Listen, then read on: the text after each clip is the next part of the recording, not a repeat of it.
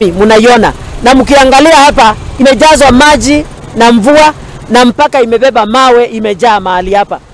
Nĩ thutha wa demu ya Kisivaru gũtua kũrĩa ĩracũngĩrĩirie mũiyũro na gũthararia ũkui barabara-inĩ ĩno.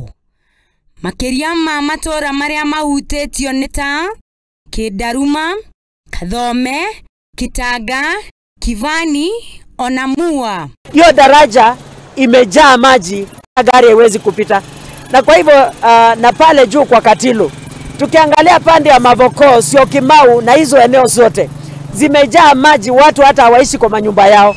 Naomba serikali ya county government, ile pesa ya emergency tafadhali ifanye kazi yake. Hata kama ni kuweka magunia na changarawe mpaka mvua iishe mkate barabara, fanyeni hivyo ndio watu wawe na access. Watu wa bodaboda wafanyi kazi kwa sababu hawana barabara za kupitia. Watu wale wanafanya kazi ya vibarua, hata wale wanaenda kazini hawawezi kwenda.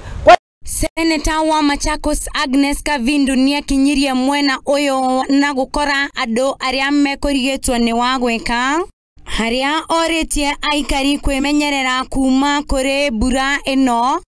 Makĩria ma ũguo nĩoririe thirikari kũhe andũ ũteithio wa irio. Oho kũria thirikari ya kaunti kũgeria gwĩka na ihenya nĩguo gũthondeka daraca ĩno.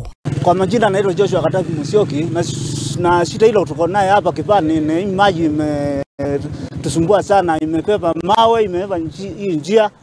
Hata nyumba ya mama Madhangao imeanguka, hivi sasa leo ataenda kulala wapi?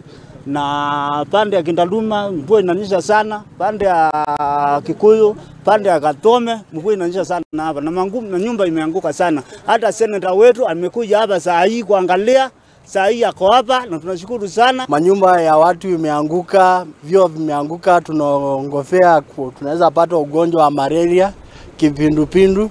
Kwa hiyo tunaomba serikali kubwa na serikali ya kaunti tusaidie. Ngĩribotera Mũthingi TV, njĩtagwo Wakĩo wa Mũcogo.